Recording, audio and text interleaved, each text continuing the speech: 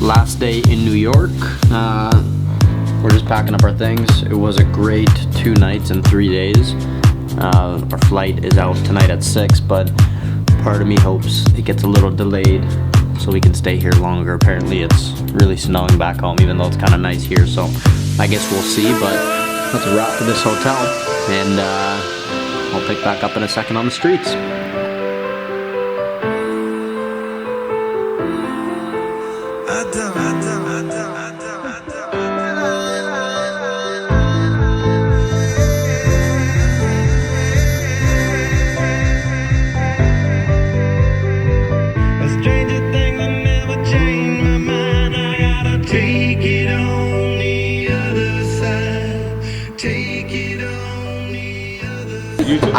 I met the real life Uncle Phil. So is my mic on? Is there a green light happening? Yeah. Here he is. His real name is Dwayne, but he gets called Uncle Phil a lot. All the time. Anything you got to say about that? Are you proud? Are you happy? Are you pissed off? Oh no, I'm proud of him. Yeah, Uncle Phil's a hell of a guy, man. Yes, he was. Hell yeah. He was a TV personality too. Yeah. So I love it. He brought a lot of people together. I'll take it. See, he ain't as much as you do. It's just like, yes. People call me Will Smith. Okay. All right. Yeah. You know, like when you get it from one person in your whole life, you kind of just, you roll with it, right? If you watch Casey Neistat's vlogs, you'll know that like his UPS guy, his name is Marlin, or maybe it's Marwin. Every single time I've seen a UPS here, I just think to myself, is that Marwin's UPS truck? So I want to ask them to take me to Casey because they're friends, but no Marwin, so. Take it on, take it on.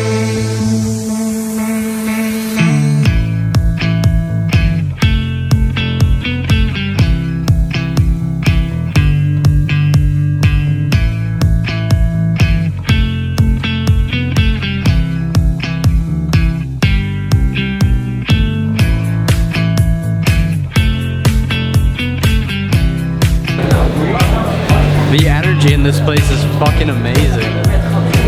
It's like, it's just so, oh my gosh. So look up. Look at this.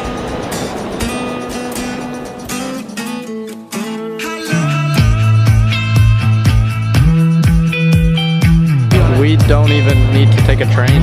It's so beautiful. It's just awesome, honestly. Alright, so that was Grand Central. Now we are missioning back to the hotel. So, Right there. Okay. And that marks our stay at the Roosevelt Hotel. Brilliant place. Really happy about it. I gotta go. Uber's here. Okay, so a bit of a hectic last home stretch run here. We unsurprisingly were late to catch a cab.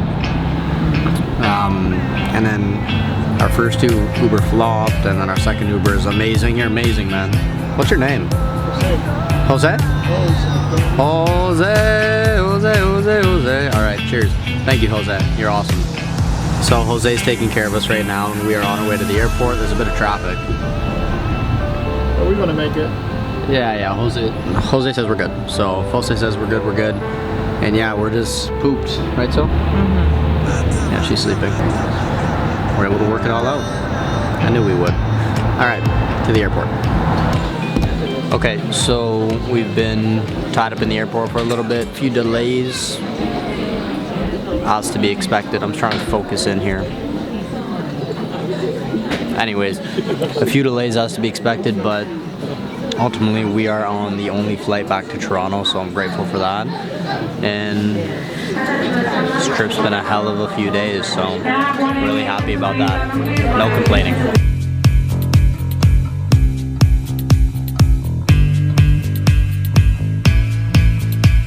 Until next time, New York City, take care.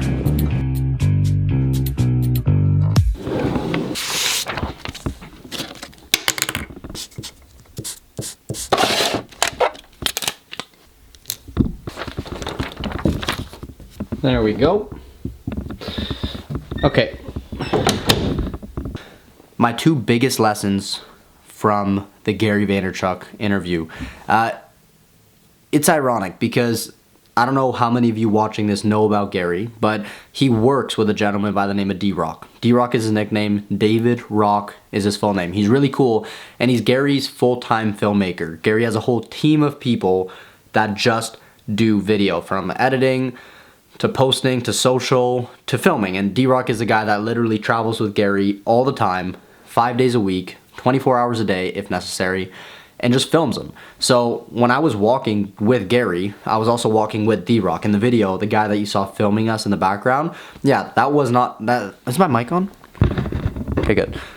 Yeah, that was not my filmmaker. I don't have a filmmaker. I wish I had a film. Anyways, I have Garrett. But anyways, so D-Rock was walking with us, and then when we parted ways with Gary and he went to the Madison Square Garden for the Knicks game, D-Rock and I walked back to Gary's offices in New York. So that was like a 10-15 minute walk back. So I got a chance to really pick his brain. And ironically, these two lessons came from D-Rock, but they really overlapped what Gary said. So it was as if Gary gave me a bunch of gifts, and then D-Rock took them, put them in a box, wrapped them in a bow, and then gave it to me. So he kind of like wrapped it all up in a really beautiful way by just sharing with me these two things. So the first one was about patience. He said, working with Gary over the past, I think it was 2.5 years, he's learned a lot about patience. And he kind of threw me off because this whole time I had thought that patience meant waiting, right? And in a lot of ways it does, but I don't think that's what Gary means by patience, is what D-Rock was saying. He said what he thinks Gary means is being patient with people. And that got me thinking, but that's not where he drew the line. He took it a few steps further. What he said was, you have to be patient with people, because anybody who's not patient with people is playing a short game. And when you're playing the short game, nothing you want ever comes of it. You have to play the long game. If it's what you really want, you always play the long game. And without getting too complicated, here's the essence of what he said. How did he say it? He said, when you have patience with people, you understand this truth. You don't need anything from anyone ever. I'm going to repeat that. When you have patience with people, you approach social situations from the truth that you don't need anything from anyone ever. And when you don't need anything from anyone ever because you realize that in time it'll come, you can just be nice to people. And when you're nice to people, you create good vibes. And when good vibes happen, good shit happens. And the ironic thing is that the good shit that ends up happening is the stuff you wanted to happen all along. But in order for you to get it, all you had to do was put down this preconceived notion that you needed it from that person, or you needed it right now, or you needed it this way, you know? All you had to do was put that aside and then just be with them in that moment, and you always end up getting it. Somehow, some form, some shape, sometime, someplace, I don't know, but it's just the truth. And I think all of us have really experienced this in some form by just letting go. And for some reason, the moment that we let go, the thing that we want really comes to us. So I thought that was really cool and wise. The second lesson I learned was on self-awareness. There's a lot of talk on self-awareness, and Gary preaches it more than almost any kind of mentor that I follow does. And he talks all this stuff about self-awareness. You have to know yourself, and that's exactly what it is. It's just being fair to yourself, knowing yourself. But walking shoulder to shoulder with Gary for 15 minutes in New York, and then walking back with a guy like D-Rock, I learned a whole new realm of self-awareness, because it's one thing to study it from the videos that they post online, and then it's another thing to like rub shoulders with somebody who really lives it. We all know those people who are just so authentic and they just get it, and it's just like we're attracted to them because they know themselves, and there's part of us that wants that too. And all it takes is just a decision to be self-aware. Intent, self-awareness is a lot about intent. If you have the right intent, you're gonna get somewhere. When I was walking with D-Rock back, he was telling me that he wanted to be a businessman, but he realized he was a really kick-ass filmmaker. And even though he still has really good business ideas, that's not who he is. So he just stays in his lane, and good things come to those who stay in their lane. And it's not to say you can't reach out. It's not to say you can't expand. It's just saying work with what you got. Don't try to be somebody you're not. Don't try to do something you're not meant for. And everything that you need and think that you want will end up coming into place somehow. I don't know, it's like faith, right? But it just does, and that's a really big point that I gathered from the interview I wanted to share with you guys. Man, I think if you know me at all, you know that I've always wanted to be a businessman, entrepreneur. After that interview, I'm not so sure, and that's a scary thing to say, or a scary thing for me to face, but it's the truth, you know?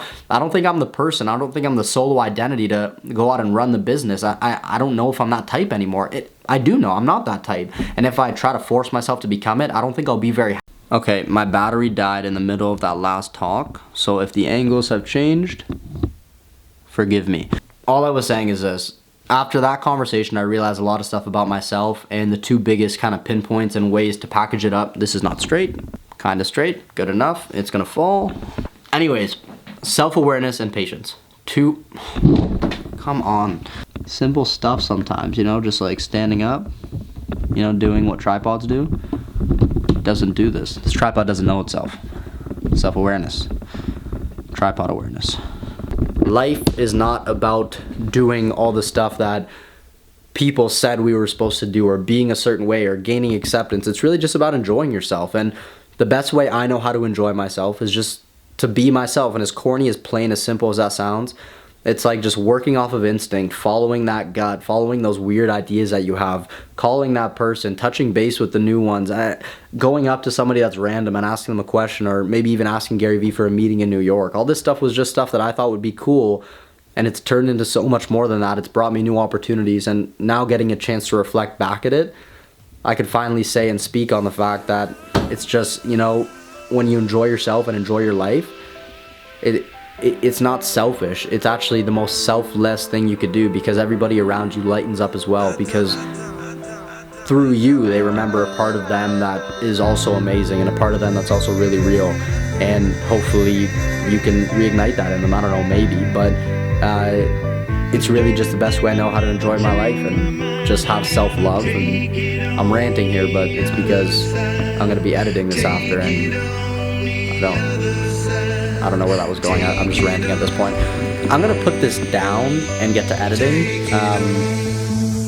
This will be an interesting edit.